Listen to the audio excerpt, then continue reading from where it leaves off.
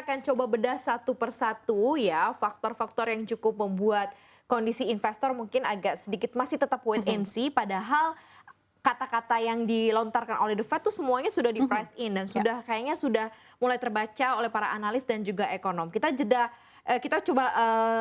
coba lihat, kita bedah satu persatu ya, Salsa. Mungkin dari sisi sentimen IHSG-nya dulu nih, apa yang bisa kita perhatikan? Iya, kalau kita lihat hampir sepanjang perdagangan seperti yang Maria katakan tadi, IHSG berada di zona koreksi begitu ya. Tapi di akhir perdagangan, IHSG justru mampu rebound, terkoreksi di sekitar, menguat maksud kami di 0,14%, tapi masih di level 6.700-an begitu ya. Tampaknya memang untuk kembali ke level 7.000 ini masih jauh nih dari harapan pelaku pasar.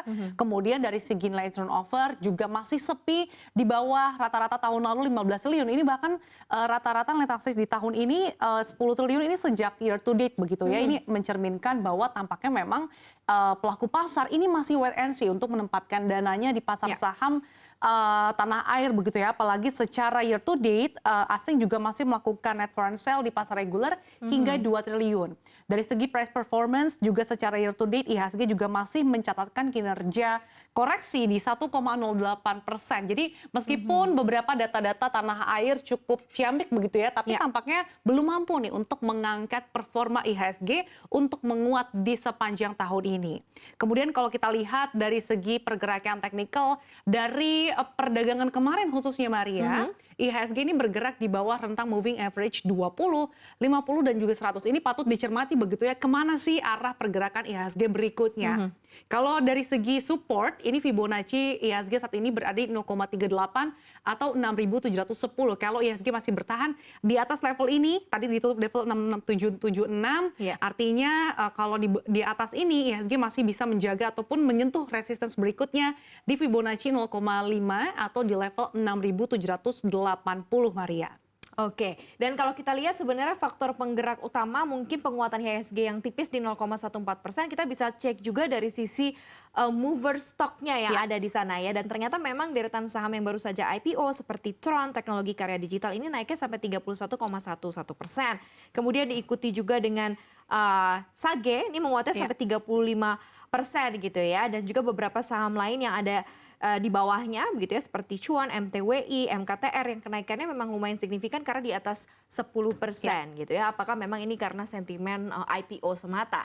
Tapi kalau kita coba lihat dan kondisikan dengan apa yang terjadi di global nih, kan semuanya sudah tahu nih bahwa The Fed akan ngomongin apa ya, orientasinya seperti apa nih.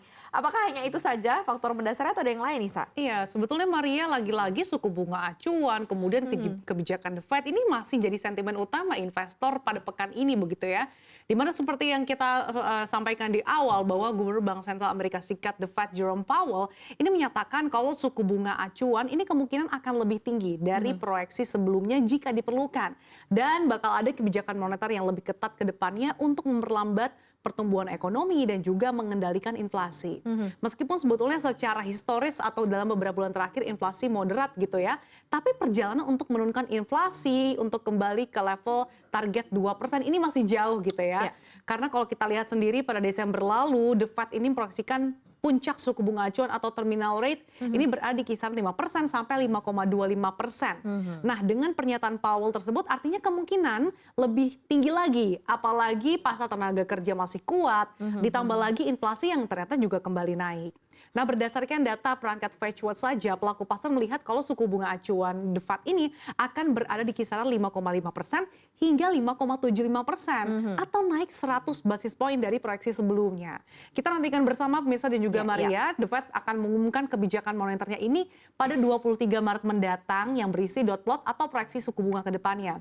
Dan ini akan menjadi perhatian utama pelaku pasar nih. Tapi sebelum ke pengumuman kebijakan moneter, data tenaga kerja Amerika Serikat yang akan dirilis Jumat ini serta inflasi pada pekan depan tentunya ini akan sangat mempengaruhi ekspektasi suku bunga terkait dengan hal ini begitu oleh pelaku pasar, dan hal ini tentunya akan memicu pergerakan signifikan di pasar mata uang.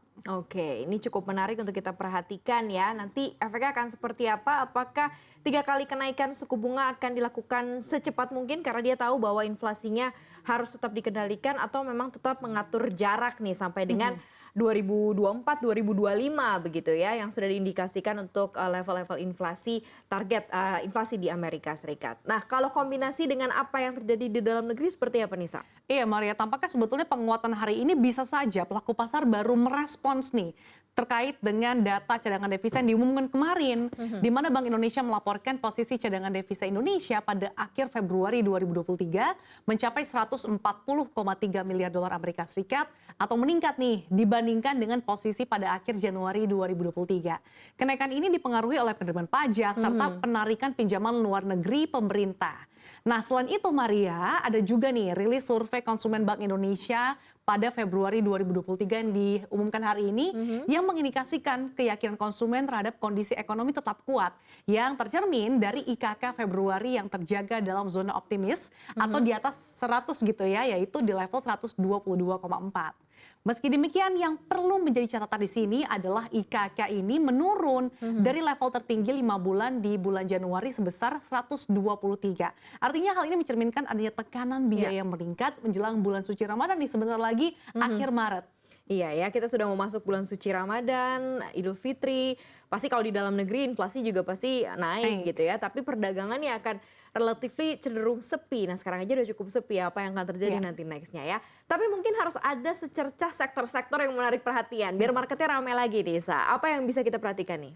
Iya Maria, kalau kita lihat di tengah lonjakan permintaan dari kawasan Asia begitu ya seperti China, India, Korea Selatan, ternyata harga batu bara ini masih lesu nih menunjukkan pelemahannya dan bahkan ambruk ke level terendahnya dalam 11 hari terakhir. Bahkan kalau kita lihat harganya ini semakin menjauh dari level 200 yaitu 180 dolar per ton.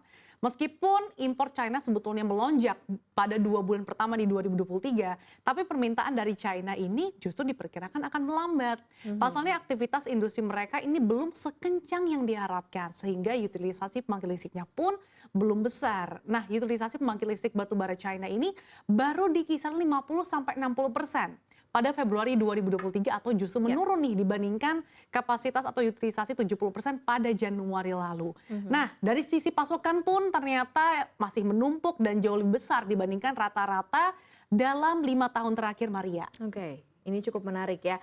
Karena sudah banyak yang menduga bahwa windfall commodity khususnya di batubara akan selesai dan akan berakhir. Dan ternyata tidak diduga juga ternyata bisa sampai di bawah level 200 dolar. Kan kalau misalnya dari Fitch Rating mungkin normalisasinya di level harga 200 sampai 225 ya. Ternyata sekarang sudah 180. Betul, China yang digadang-gadang akan menjadi penolong nih harga batubara ternyata sampai sekarang belum kelihatan tuh, artinya pesta batubara tampaknya sudah mulai usai nih di awal tahun ini. Sudah mulai dibubarkan ya. Tapi efeknya ke saham-saham seperti apa nih, Sa? Iya, kalau kita lihat pada hari ini sebetulnya cukup mix ya implikasinya terhadap pergerakan saham batubara. Karena kalau dari segi Harum Energy, Indika Energy ini koreksinya 2,1%, kemudian Indika Energy melemah 0,89%.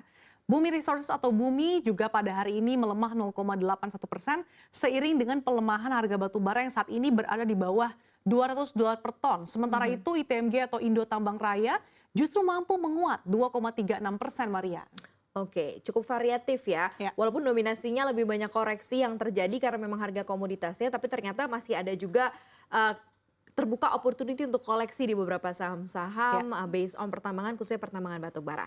Ini kembali lagi kami serahkan kepada Anda, disclaimer on, tidak ada tendensi atau mengajak Anda untuk membeli saham tertentu. Kami kembalikan lagi kepada Anda sebagai investor yang bijak untuk memilih saham sebagai portofolio saham Anda pastinya. Oke, Sa, thank you banget tadi udah penjelasannya sangat detail.